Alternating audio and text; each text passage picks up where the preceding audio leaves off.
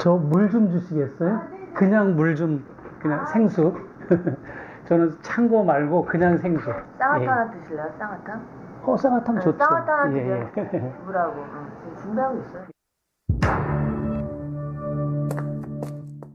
제가 바카스 주란 얘기는 좀 들어봤는데 어디 가서 쌍화탕 주란 얘기는 처음 듣는 것 같습니다. 뭐 저는 딱히 드릴 말씀은 없고요. 그 영부인을 만나러 온 겁니다. 최지영 목사님이 다방에 간 게 아닙니다. 예. 좀 메뉴에 쌍화탕이 있다면 쌍화탕은 좀 메뉴에서 뺐으면 좋겠습니다. 저 쌍화탕이 이렇게 뭐 끓여서 갖고 오는 쌍화탕이었어요? 아니면 그 저 병 따는 거 그거예요? 예, 이제 부연 설명드리자면 네. 접대 다과는 아주 훌륭했어요. 근데 이제 뭐 이제 경주 빵을 내온다거나 뭐 이제 그 앞이 뭐 파리 무슨 크레크레쌍. 예, 그런 빵 가게가 그 같은 층에 상가에 있기 때문에 거기서 공급해 오는지는 모르겠지만 어떤 차도 정성스럽고 과일도 정성스럽게 나온 거는 맞아요. 접대는 그냥 비서들이 하는 거니까. 거기 또 주방이 있어요.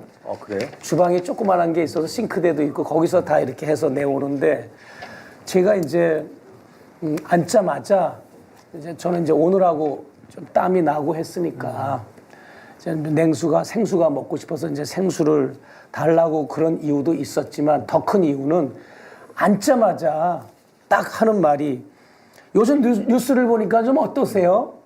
그러면서 이제 객관적으로 진보에서 바라보실 때 솔직히 좀 우리가 어떠냐는 거, 정치를 잘 하고 있느냐 그 질문을 탁 던지는 거예요. 앉자마자.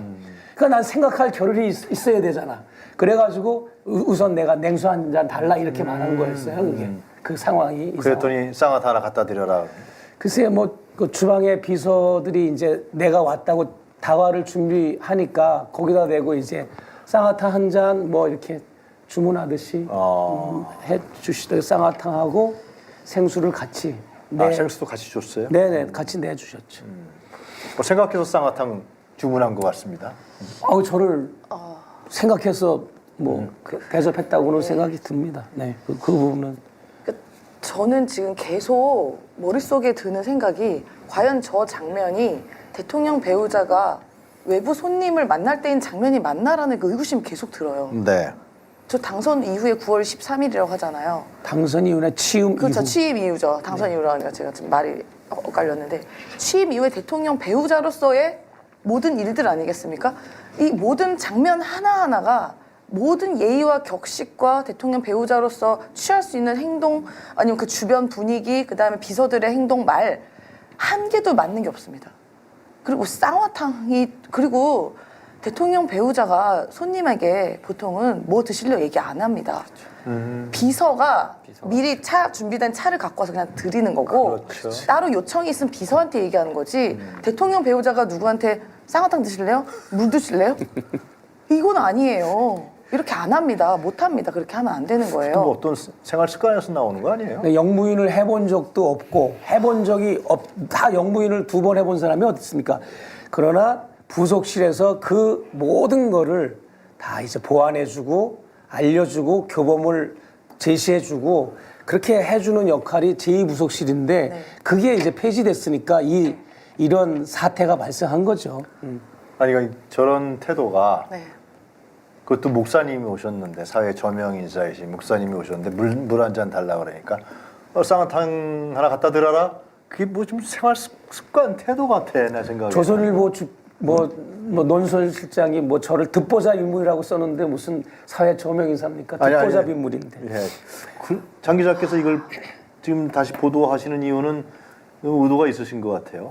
그 임세훈 소장께서 말씀하셨지만 영부인이 쌍화차를 드실래요라고 권하는 거는 이상합니다. 예, 많이 이상한 장면입니다. 그걸 공손하게 했던 쌍화차가 아니라 다른 더 고급스러운 차였던 뭐였던 커피였던 비서들이 알아서 하는 거고요. 예, 영부인이 뭐 드실래요? 쌍화차 하나 드실래요? 쌍화차 한 잔 갖다 드려. 이거는 예, 계속 말씀드리지만 그 저런 모습을 국민들한테 보여서는 안 되는 거고요.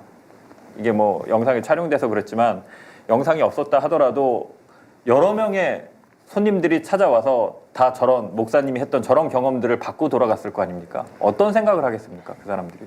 영부인에 대해서. 목사님에게 뭐 반말을 하고 노란 유지를 수북이 쌓아놓고 목사님이 가셨는데 면전에서 가르침을 뱉고 그리고 쌍화탕 드시려 하는 것이 이게 공작이냐 이거예요. 필요한. 디올 명품이라든가 다른 건 좋다 이거예요. 하여튼 받았으니까 그 사람이. 근데 지금 오늘 보여드리는 뭐 이러한 적나라한 개인 모습들을 저희가 보여드리는 것이 이것이 공작이냐고 내가 다시 한번 한동훈 장관한테 묻고 싶습니다. 임 소장님. 네.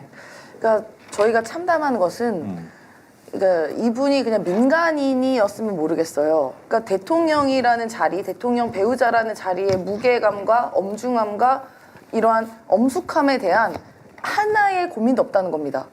어떻게 저런 행동을, 저런 태도를, 저런 모습을 이렇게 보여줄 수가 있어요. 그 누구에게도. 근데 이분들이 나가서 예를 들어 목사님은 촬영이 됐지만 뒤에도 뭐 누구 만난다고 하셨잖아요. 이런 분들이 하나가 둘이 되고 둘이 열이 되고 열이 백이 됩니다. 이런 분들은 만약에 대통령 배우자 이런 태도를 보였으면 과연 이 사람이 다 믿을 수 있고 호의적인 사람입니까? 아닐 수도 있는 거예요. 그럼 나가서 대통령 배우자가 이런 태도를 보였다. 가래침을 턱턱 뱉는다. 맨발로 있는다. 쌍화탕 먹을래 물어본다.